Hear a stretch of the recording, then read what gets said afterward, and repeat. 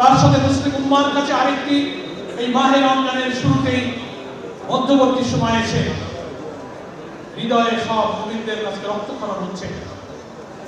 ইহুদি Germany America এবং Israel যৌথভাবে মুসলিম বিশ্বের উপরে হামলে করেছে। সারা মুসলিম বিশ্বে যুদ্ধের আগুন তারা জ্বালিয়ে দিয়েছে।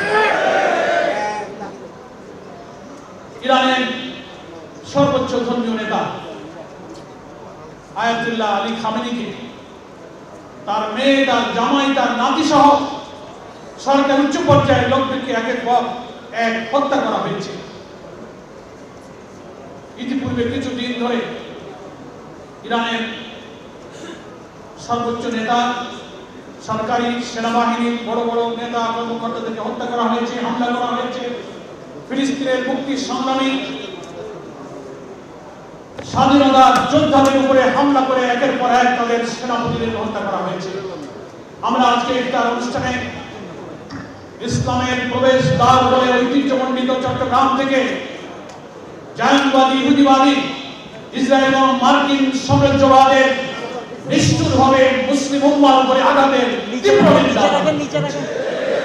তারা সারা মুসলিম দুনিয়ার মুখে তারা যুদ্ধের আগুন জ্বালিয়ে দিয়েছে। যারা শহীদ হয়েছেন, শাহাদাত বরণ করেছেন, আমরা তাদের প্রতি গভীর শোক, সহানুভূতি, সমবেদনা প্রকাশ করছি। মহান আল্লাহ তাআলার কাছে তাদের শাহাদাত মঞ্জুর করে জান্নাতের উচ্চ মাকাম কামনা করছি। সম্মানিত সুধী মণ্ডলী, এটা একটি ইফতার মাহফিল, রাজনৈতিক আলোচনার বিষয়টা খুব প্রাসঙ্গিক নয়।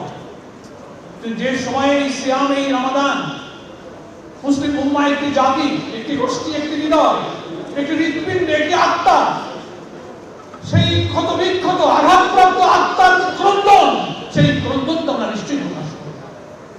যে অবস্থায় আমরা আজকে মাহে রমজানের রোজা পালন করছি, আমরা সরকারকে মুসলিম উম্মার পক্ষে যথাযথ ভূমিকা নিতে বলবো।